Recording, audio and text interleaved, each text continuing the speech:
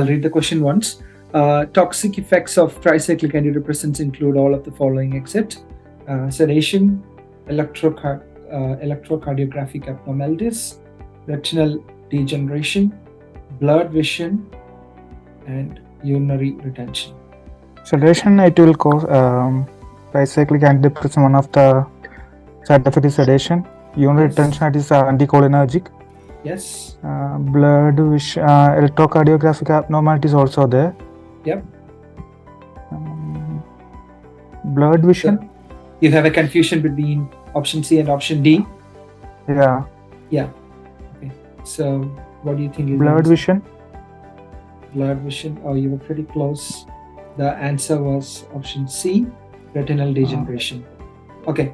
So when it comes to tricyclic antidepressants, everything was correct. Sedation is one of the main side effects of tricyclics. They're mostly sedative in nature. So sedation is right. Electrocardiograph abnormalities, yes, ECG changes can happen, particularly with TCAs. When the TCAs, there is an overdose of TCAs, it leads to what? Overdose of TCA causes arrhythmia. Anticholinergic toxicity. On heart, it causes sinus tachycardia. So that's one of the main side effects of tricyclics, particularly on overdose. As it can cause electrocardiographic abnormalities. That's an adverse effect. Then coming to option D, blurred vision. That's an anticholinergic side effect. Most of the anticholinergics causes blurred vision because a couple of things with anticholinergic. We know we have used some mnemonics to study it. It causes blurred vision, mydriasis, and dry eyes. The three effects of anticholinergics on your eye: mydriasis with cycloplegia for some of the anticholinergics, of course. That's one. Another one is blurred vision and dry eyes. Okay, so remember that. And urine retention is another anticholinergic side effect of tricyclic antidepressants. It doesn't cause retinal degeneration. That is why it is the right answer. Okay, guys, when we discuss this question, I would also like to just revise every question that might be associated with it. You have to know those drugs which can cause or which can affect your vision. One of them is amiodarone, right? Amiodarone can cause visual problem. Digoxin can cause visual disturbance. Digoxin can also cause yellow halo light. Yes, and your anti-tuberculosis drug, ethambutol. That is important. Ethambutol can cause optic neuritis. Then anti-rheumatoid or anti-malarial, your hydroxychloroquine, that can also affect the vision. It can cause blurred vision. It might even cause retinopathy. Then vigabatrin cause bilateral vision loss. So these are the agents which you should know. Then some of the miscellaneous agents, retinoids can cause dry eyes, conjunctivitis, etc. Retinoids, your isotretinoin and all those retinoids. Then bisphosphonates, alendronate, those agents, they can also affect the vision. Okay, just keep that point in mind. All good? All good? Let's go to question number 2. Yeah. The nitroglycerin is taken sublingually. So because what is the reason for taking the nitroglycerin sublingually? So previously in the exams, usually they will give an option like it can bypass a first-pass metabolism. So in this option, you couldn't find can bypass a first-pass metabolism. Instead of that, you can find that option D, right? Yeah, readily. So you can remember with respect to your sublingual nitroglycerin. So nitroglycerin or your glyceryl trinitrate, so it's available in all different formulations. This is the only nitrate that is available in the all different formulations. So it's available as oral tablet, sublingual tablet form, like it's available as patch form, spray form, and it's also available in the intravenous form as well. Right? If you are about a nitrate that is readily available for the intravenous use, of course it is your glyceryl trinitrate. And what is the advantage of over the tablet over the sublingual form? So the sublingual form is more, it can bypass the metabolism, so it can achieve 100% bioavailability in your blood plasma. That is the advantage of your sublingual form. And what type of angina? For example, if you're getting a question like, in what type of angina, or for example, if a patient is experiencing a acute anginal attack, or a patient is experiencing sudden angina pain, which of the following nitrate formulation is best to use in that situation? If you're getting a question like that, you can remember. So you have to go for a nitrate formulation that have the rapid onset of action. So which nitrate carries the rapid onset of action among all the nitrate formulation? Which one carries Sublingual tablet. Sublingual tablet or sublingual spray. So commonly used one is your sublingual tablet form. It have the rapid or the fastest onset of activity. So to manage acute anginal episodes, the most preferred option is we can go for sublingual nitroglycerin tablet. So what is the maximum daily dose? The ideal maximum daily dose we can take in a day for sublingual nitroglycerin? 0.5 to 1.5 mg. 0.5. Yes, 1.5 milligram in a day is the ideal dose. And for spray 400 mcg. Sublingual nitroglycerin tablet. And in terms of angina, so you have to remember, so means along with nitrates, we will add on what? Beta blockers or calcium channel blockers as a treatment option in angina. Suppose, like if you are getting a question, like if a patient is suffering with like hypertension accompanied with vasospastic angina. So the situation is hypertension, patient is experiencing hypertension, and also he's experiencing vasospastic angina and plus atrial fibrillation. So these are the three comorbidities the patient is experiencing. One is hypertension with vasospastic angina plus also atrial fibrillation or any kind of tachyarrhythmias. So what will be our drug of choice or first line choice? Options will be like, I can give you options like metoprolol, like amlodipine, nifedipine, or verapamil. Verapamil. So the condition is hypertension, vasospastic angina, atrial fibrillation. So these are the three comorbidities the patient have.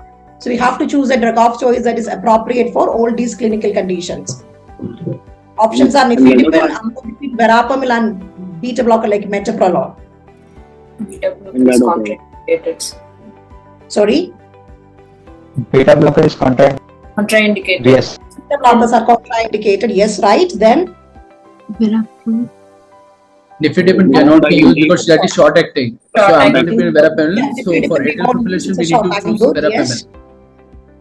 Then what is we have to choose between amlodipine and verapamil? Why we are preferring verapamil? Because amlodipine do not can or they have no clinical effect on or treating your arrhythmias, right? So they have no clinical use in arrhythmias. That's why we are preferring as a drug of choice as verapamil. Have to find out that how much ichthymol is required to be added to a 5% weight by weight ichthymol in yellow soft paraffin ointment to prepare 200 grams of a 17.5% weight by weight ichthymol in yellow soft paraffin ointment. So we can use alligation method. So all right, yeah. So over here, how much we have a 5% weight by weight of ichthymol available, which means 5 gram in 100 gram, right? 100 gram, yeah. So you have to prepare the desired. Okay, what is alligation method? We what we have, right? The desired value, and then we write over here the total number of parts, right? So I've what do shared we have the over here? question on the chat. If someone has to look at the Okay. question, it's already in the chat box.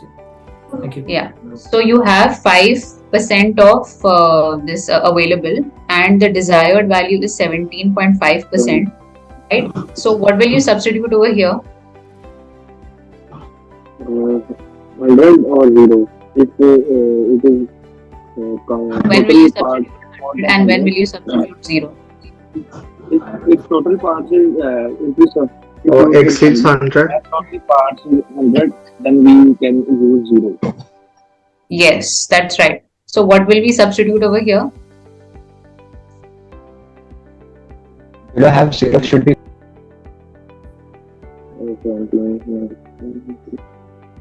If you substitute 100 over here, what 100 minus 17.5 is 82.5. 2.5. 82.5, and then this one 17.5 minus 5 12.5. 2.5. 12.5. So we can substitute 100 over here, right? It's 95. Yeah. Okay. Now you have to find out that how much of this part is required in order to prepare 17.5%. So what do? We consider the part that is alongside 5%, right? Which is 82.5. 82.5 Divided by the total one. Divided by Yes. total. We are preparing 200 grams of the ointment. So 200 into 200 grams. Okay? Yeah. So we divide and then multiply. So what's the final answer that we get? 173.6. 73. 173. Yeah. How much? 173. 173.68. 173. 173.68, 68. right? Okay. So this is the amount that is required to prepare 17.5% from 5%. But if you look at the question, they're asking us how much should be added in order to prepare this particular solution. So what do? We subtract it from 200 grams in order to find the amount that is added. As I told you, whenever you see the word added, you have to subtract the final product volume or mass that you have. You have to subtract it from the value that you get when you calculate the number of parts. Okay, for example, over here, we got 173.68. In order to find the added value, we'll subtract it from the final mixture that we are preparing. Okay, so 200 minus 173.6. 26.3. 26.3. Yeah, so please always pay attention to this word. Whenever there is added, you will have to subtract and give the final answer. Okay? Alright. All good. So look at that question. It's regarding the monoamine oxidase inhibitors. Patients given monoamine oxidase inhibitors should avoid mature cheese in their diet because substances are present in cheese that interfere with metabolism of monoamine oxidase enzyme, have monoamine oxidase inhibitory activity, release noradrenaline, release histamine, and last option E, prevent the absorption of monoamine oxidase inhibitors.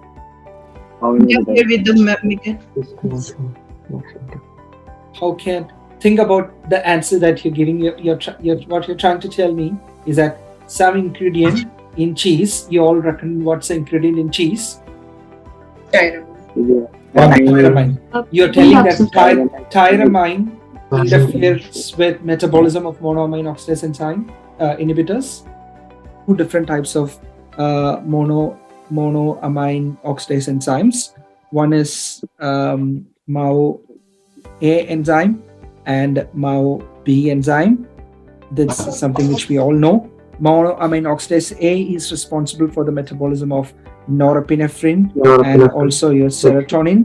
MAO-B mostly it metabolizes dopamine, and both A and B are responsible for the metabolism of tyramine. So what is tyramine? First thing that you need to know, tyramine is an indirect acting adrenergic agonist, right? Indirect acting adrenergic agonist. So where is it present? Where is tyramine present? Particularly in aged food items, right? Your wine, your cheese. Okay. So all these aged food items contains. You have the list of the drugs that causes tyramine reaction. So it contains tyramine. What happens normally to tyramine?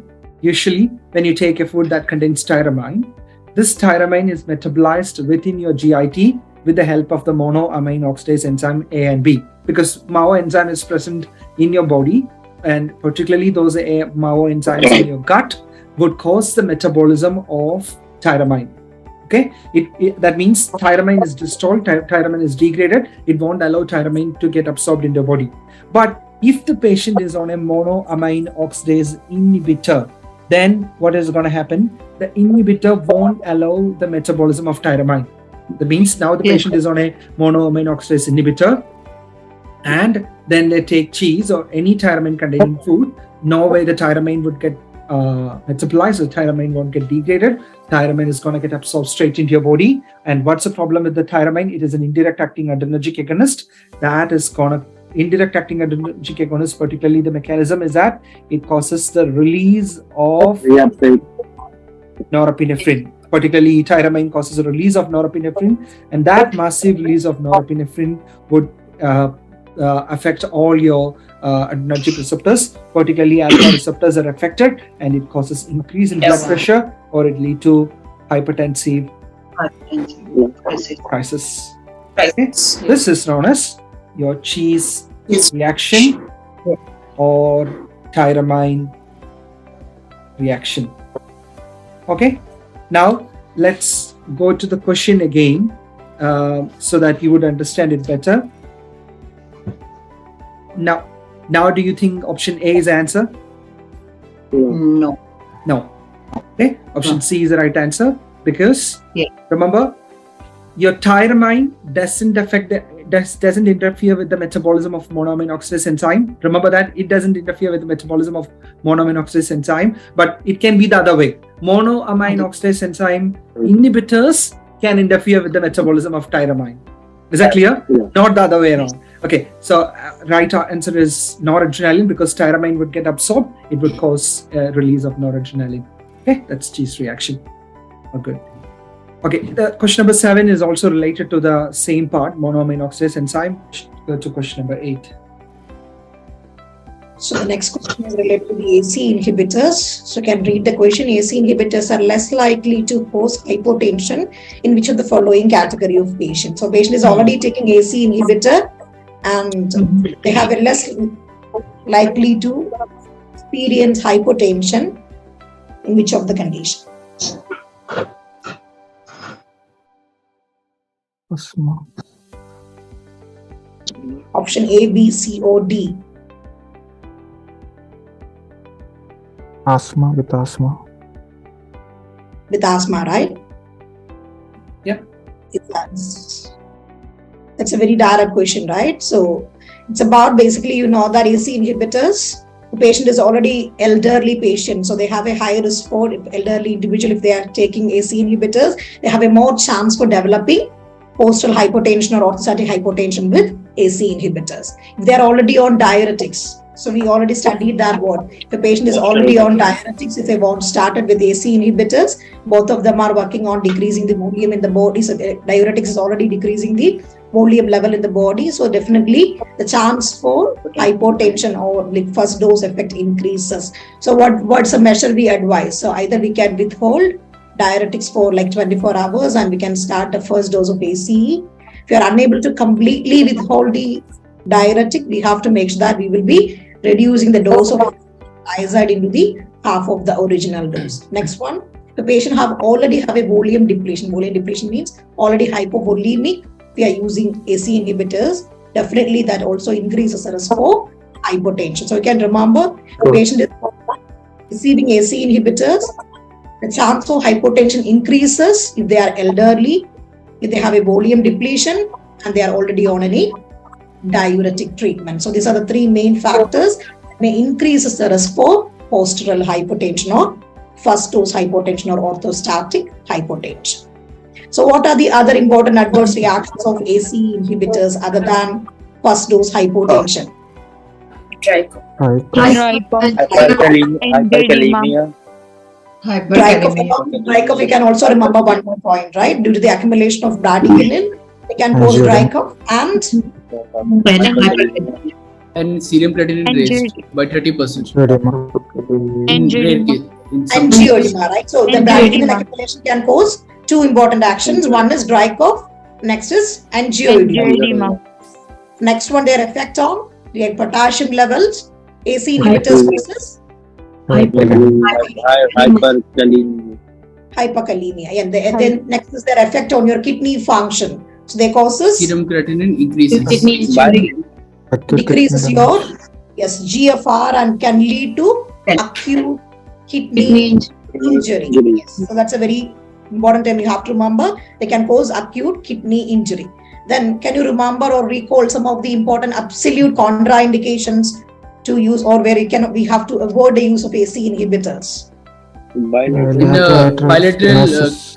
Bilateral stenosis. Bilateral renal artery stenosis. Next.